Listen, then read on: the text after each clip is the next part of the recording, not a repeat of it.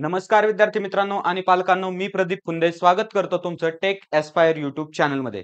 तर मित्रांनो, आज आपण अशा विद्यार्थ्यांबद्दल बोलणार आहोत की जे 2026 मध्ये सीईटी देणार आहेत. ओके, एमएसटी सीईटीचे जे एक्झाम 2026 मध्ये देणार आहेत.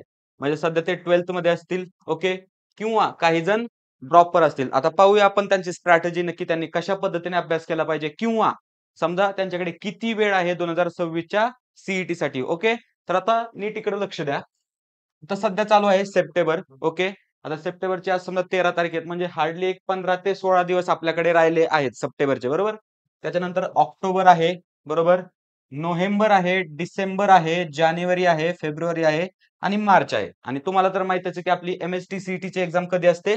तर एप्रिलमध्ये. आता मागच्या वेळेस एम-एस-टी सी-ई-टी एक्झामचं शेड्यूल होतं 19 एप्रिल ते 27 एप्रिल, बरोबर? 19 एप्रिल ते 27 एप्रिल आणि त्याच्यानंतर एक पेपर होता तो कॅन्सल झाला. तो होता 5 तारखेला, बरोबर? एवढं तर तुम्हाला माहिती आहे. म्हणजे आपण यावर्षी कन्सिडर करूया, की एम-एस-टी सी-ई-टीची आपली एक्झाम असणार आहे एप्रिल महिन्यामध्ये, बरोबर? मग आपल्याकडे वेळ किती आहे? पहा. 1, 2, 3, 4, 5, 6, 7. 7 महिने, बरोबर? याच्यातली अर्धा महिना गेला. आता त्याच्यानंतर मेन कन्सेप्ट, आता मेन तर शॉक तुम्हाला पुढं लागेल. Okay. Board practicals, board exam यांना विसरून चालणार आहे का? बिलकुल नाही. बोर्डच्या प्रॅक्टिकलमध्ये आपल्याला नाही जरी म्हटलं तरी 15 ते 20 दिवस तिथं जाणार आहे. बरोबर. ऍक्च्युअल प्रॅक्टिकल द्यायला आपल्याला तेवढा वेळ लागणार आहे. त्याच्यानंतर जर तुम्ही विचार केला, प्रिपरेशन करण्यासाठी असेल किंवा सबमिशनसाठी असेल, तो पण वेळ तिथं लागणार आहे की नाही? ओके. त्याच्यानंतर बोर्ड एक्झाम मेन म्हणजे काय आहे? Board exam. 1 महिना आपल्याला बोर्ड एक्झामसाठी लागणार. प्रिपरेशन असो, त्याच्यानंतर एक्झाम जाऊन देणं असो, तर याच्यामध्ये किती महिना जाणार आपला? 1. म्हणजे आपले किती राहिले होते? समजा 7 महिने जे आपले राहिले होते, बरोबर आपण जे मोजले होते. तर आपण कन्सिडर करूया की 2 महिने तुमचे प्रॅक्टिकल्समध्ये आणि बोर्ड एक्झाममध्ये गेले. बरोबर? तुमच्याकडे राहिले किती? फक्त आणि फक्त 5 महिने. आता या 5 महिन्यांमध्ये तुम्हाला सीईटीला सामोरं जायचंय, बरोबर? या जर 5 महिन्यांमध्ये तुम्ही जर व्यवस्थित अभ्यास केला, तर तुम्ही नक्की चांगले पर्सेंटेज आणू शकता. आपल्या चॅनलशी तुम्ही कनेक्टेड राहा. प्रत्येक स्टेपवर किंवा प्रत्येक चॅप्टरचा आपण व्यवस्थित तुमच्याकडून अभ्यास करून घेणार आहोत या चॅनलवर. ओके. त्यासाठी चॅनलला काय करा तुम्ही सबस्क्राईब करा. ओके. त्याच्यानंतर आता पहा, आपल्याकडे किती वेळ राहिलाय? टोटल किती राहिलेत? 7 महिने. बरोबर? 2 महिने तर गेले. राहिले फक्त 5 महिने. सिलेबस किती कव्हर करायचा याच्यामध्ये? ओके. 11वीचा आपला किती सिलेबस कव्हर करायचा याच्यामध्ये आपल्याला? 20%. 12वीचा किती करायचा आहे? 80%. आता जर तुम्ही 12वीचा सिलेबस पाहिला तर इतका वास्ट सिलेबस आहे, बरोबर? खूप मोठा सिलेबस आहे मित्रांनो. या 5 महिन्यामध्ये तो जर आपण असा समजा आता तुम्ही जसा कव्हर करताय, तसं जर कव्हर करायला गेले, तर 5 महिन्यामध्ये तुमचा तो सिलेबस नाही कव्हर होणार. त्यासाठी तुम्हाला काय करायला लागणार आहे, एक नवीन स्ट्रॅटेजीचा अवलंब करावा लागणार आहे. तुम्ही ज्या ट्रॅडिशनल मेथडनी सध्या अभ्यास करताय, त्या पद्धतीने जर तुम्ही अभ्यास करायला गेले, तर सीईटीमध्ये तुम्ही परफॉर्म करू शकणार नाही. तुम्हाला एक वेगळी स्ट्रॅटेजी तुमच्यामध्ये आणावं लागणार आहे. एक वेगळं मोटिव्हेशन तुमच्यामध्ये आणावं लागणार आहे, बरोबर? आता 11चा किती 20%चा सिलेबस आहे, होऊन जाईल. 11चा ईझी सिलेबस आहे. त्याच्यानंतर 12चा किती सिलेबस आहे? 80% सिलेबस आहे, बरोबर? 12चाही होऊन जाईल. तुम्ही जर आपल्या चॅनलशी कनेक्टेड राहिले, सह्याद्री ट्युटोरियल्सशी जर कनेक्टेड राहिले, तुम्ही आपल्या टेक एस्पायर चॅनलशी जर कनेक्टेड राहिले, तर तुमचा एम-एस-टी सी-ई-टीचा अभ्यास 100% होणार. तुम्हाला काहीच काळजी करायची गरज पडणार नाही. Okay.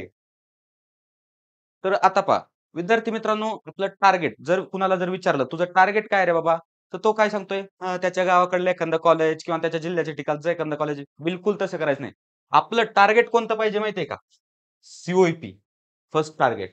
P-I-C-T, VJTI, ICT, SPIT, Walchand, VIT, Cummins यासारखे कॉलेजेसच आपले टार्गेट पाहिजे, बरोबर? आपलं टार्गेट काय नूतन कॉलेज किंवा वगैरे एक कॉलेज आपलं टार्गेट पाहिजेच नाही, बरोबर? किंवा तुमच्या घरापाशी एखादं कॉलेज असेल, काही नाही 4 वर्ष या कॉलेजमध्ये इंजिनिअरिंग करतो आणि त्याच्यानंतर पाहून घेतो जॉबचं वगैरे. बिलकुल करायचं नाही. पहिलं आपल्याला झगडायचंय ते म्हणजे सी सीट मिळलीच पाहिजे सी जे ड्रॉपर असतील तर त्यांच्यासाठी ही सुवर्ण संधी आहे. तुम्हाला सी बोलवतंय. ओके. सीट मिळलीच पाहिजे सी त्याच्यानंतर पी-आय-सी-टी असेल, त्याच्यानंतर व्ही-जे-टी-आय असेल, आय-सी-टी असेल, एस-पी-आय-टी असेल. व्ही-जे-टी-आय सारखं कॉलेज, मुंबई युनिव्हर्सिटी त्या मुलांचं ड्रीम कॉलेज व्ही-जे-टी-आय. त्याच्यानंतर आय-सी-टी ज्यांना केमिकल इंजिनिअरिंग करायची आहे, आय-सी-टी त्यांच्यासाठी ड्रीम कॉलेज आहे. एस-पी-आय-टी कॉलेज असेल, त्याच्यानंतर वालचंद, सांगली, सातारा, कोल्हापूर या विद्यार्थ्यांचं ड्रीम कॉलेज वालचंद. त्याच्यानंतर व्ही-आय-टी कॉलेज असेल, कमिन्स, गर्ल्सचं कॉलेज कमिन्स. तर यापैकी कोणत्या ना कोणत्या तरी कॉलेजमध्ये आपल्याला सीट मिळलीच पाहिजे. त्या पद्धतीने आपल्याला एम-एस-टी सी-ई-टीचा अभ्यास करायचा आहे, बस. त्याच्यानंतर आपण सिलेबस तर डिस्कस केला. आता आपण सिलेबस जरासं सब्जेक्ट वाईज डिस्कस करू. फिजिक्स. खूप मुलांना प्रॉब्लेम येतो फिजिक्समध्ये, बरोबर आहे. फिजिक्सचे न्यूमेरिकल असतील, फिजिक्सच्या कन्सेप्ट असतील, फिजिक्सच्या फॉर्म्युले असतील. पण मी जर म्हटलं तुमचं फिजिक्स क्लिअर होईल तर, फिजिक्स तुम्हाला ईझी जाईल तर, फक्त अवलंब काय करायचा आहे फिजिक्ससाठी, ज्या फिजिक्समधल्या कन्सेप्ट असतात. सर्वप्रथम तुम्हाला न्यूमेरिकल्स सोडवायचे नाहीत. ओके. ज्या कन्सेप्ट असतात, समजा रोटेशनल मोशन ही कन्सेप्ट असेल, पूर्ण एकदा स्टडी करायची आहे. रिअल लाईफमध्ये ती कन्सेप्ट कशी असेल याचा तुम्हाला इमॅजिनेशन करून त्याचा स्टडी करायचा आहे आणि त्याच्यानंतर तुम्हाला फॉर्म्युला लिहायचे ओके. आता फॉर्म्युले कसे लिहायचे? ओके. तुमच्याकडे काय करायचं, एक फॉर्म्युला शीट तुम्ही रेडी करून ठेवायची प्रत्येक सब्जेक्टसाठी. फिजिक्स, केमिस्ट्री, त्याच्यानंतर मॅथेमॅटिक्स. फॉर्म्युला शीट तुम्ही रेडी करून ठेवायची. ओके. आणि जो काही फॉर्म्युला येईल प्रत्येक चॅप्टरमध्ये, प्रत्येक पॉइंटमध्ये तो इथं नोट डाउन करून ठेवायचा चॅप्टर वाईज. बरोबर? म्हणजे काय होईल, ज्यावेळेस तुम्ही एम-एस-टी-सी-टी एक्झाममध्ये जाताल किंवा समजा क्रॅश कोर्स वगैरे लावताल किंवा समजा तुम्ही एक्झाम्पल जर सोडवत असाल, न्यूमेरिकल्स किंवा पी-वाय-क्यू जर सोडवत असाल ना, ही फॉर्म्युला शीट जर तुमच्या सोबत असेल ना, तर तुमचा टाईम वेस्ट होणार नाही. बरोबर? तुम्हाला एकाच जागी फॉर्म्युला शीट मिळेल. त्याच्यामुळे काय करायचं, फिजिक्सच्या आधी कन्सेप्ट क्लिअर करायच्या. ओके. काय असतील त्या कन्सेप्ट, त्याच्यानंतर फॉर्म्युलावर लक्ष द्यायचं आणि मगच क्वेशन सोडायचे. विद्यार्थी मित्र काय करतात, की आधी डायरेक्ट क्वेशन सोडायला घेतात. त्याच्यामुळे त्यांचा कॉन्फिडन्स काय होतो, डाऊन होतो. तसं करायचंच नाही बिलकुल. अगोदर काय थिअरी जी असेल, कन्सेप्ट क्लिअर करून घ्यायच्या. नंतर फॉर्म्युले सोडायचे. ओके. आणि नंतर सॉल्व्ह एक्झाम्पल पाहायचे, म्हणजे कशा पद्धतीने सोडवतात आणि मग आपण ट्राय करायचं, की स्वतः कसे एक्झाम्पल सोडवू. तुम्ही डायरेक्ट जर स्वतः सोडायला गेलात, तर तुमचा कॉन्फिडन्स डाऊन होईल, निगेटिव्हिटी येईल तुमच्यात. त्याच्यामुळे काय करायचं, की अगोदर कन्सेप्ट वगैरे क्लिअर करून घ्यायच्या. आता त्याच्यानंतर फिजिक्स असतं आपल्याला 50 क्वेशन. फिजिक्सचे किती असतात? 50 क्वेशन. आता 50 क्वेशन किती असतात? 50 मार्क्ससाठी, म्हणजे 1 मार्कसाठी 1 क्वेशन असतो. टार्गेट ठेवायचं फिजिक्समध्ये आपल्याला कमीत कमी 40 तरी मार्क्स आलेच पाहिजे. 40 टू 45 मार्क्स हे आपलं टार्गेट असलं पाहिजे फिजिक्समध्ये. बरोबर? आता त्याच्यानंतर जर आपण पाहिलं केमिस्ट्री एवढा सोपा सब्जेक्ट नाहीच आहे कोणता. बरोबर. फिजिक्स असेल, मॅथेमॅटिक्स असेल, केमिस्ट्रीपेक्षा थोडंसं हार्ड आहे. बरोबर किंवा एक्स्ट्रा वेळ द्यावा लागतो. पण केमिस्ट्री खूप ईझी आणि स्कोरिंग सब्जेक्ट आहे. बरोबर. आता केमिस्ट्रीमध्ये काही सांगण्यासारखं नाहीच आहे. केमिस्ट्रीमध्ये काय 50 क्वेशन्स येतात. बरोबर. फिजिक्स एवढं वेटेज आहे. 50 मार्क्ससाठी एक प्रश्न एका मार्क्ससाठी. आता केमिस्ट्रीमध्ये मी तुम्हाला सांगतो स्कोरिंग सब्जेक्ट आहे. 45 प्लस तर तुम्ही गेलाच पाहिजे. म्हणजे टार्गेट एवढं ठेवायचं आहे. जाऊ किती आपलं पूर्ण 100% टार्गेट म्हणजे अचीव्ह करण्याचा प्रयत्न करायचा. शेवटी जेवढं आपल्याला मिळेल तेवढं मिळेल त्याच्यात समाधानी मानायचं पण टार्गेट ठेवताना 45 प्लस मार्क्सचं तुम्हाला टार्गेट ठेवायचं आहे केमिस्ट्रीमध्ये. बरोबर?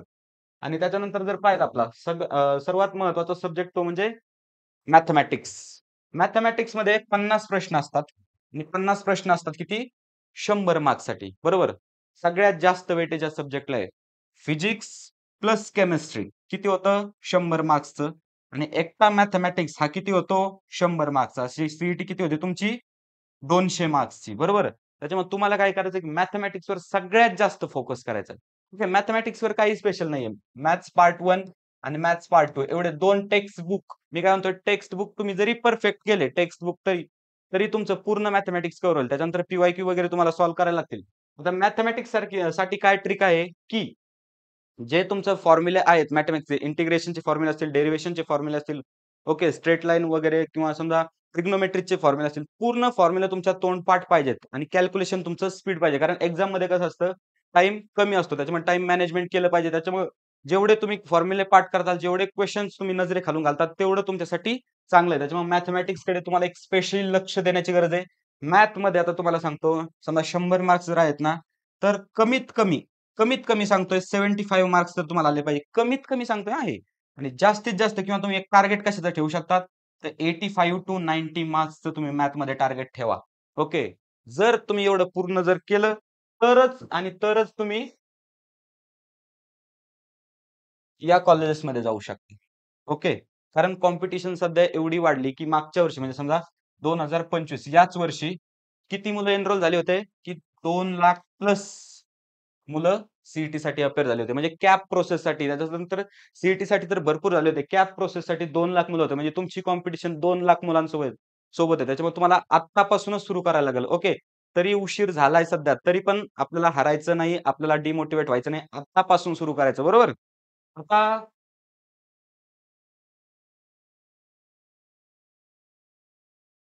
अभ्यासाला सुरू करा. कराच आणि झालंच पाहिजे अभ्यासाला सुरू. बरोबर? का सुरू करायचंय अभ्यासाला? कारण आपली कॉम्पिटिशन किती लोकांसोबत आहे? 2 ते 2.5 लाख लोकांसोबत आपली कॉम्पिटिशन आहे. बरोबर? आणि इंजिनिअरिंग कॉलेजमध्ये सी-वाय-पीचा जर विचार केला तर सीएससाठी किती सीट्स आहेत? 120 सीट्स आहेत. पी-आय-सी-टीमध्ये किती सीट्स आहेत? 240 सीट्स आहेत. बरोबर? या सीटपैकी जर एका सीटवर तुम्हाला जाऊन जर बसायचं असेल, तर आत्ता अभ्यासाला सुरुवात करा, बरोबर?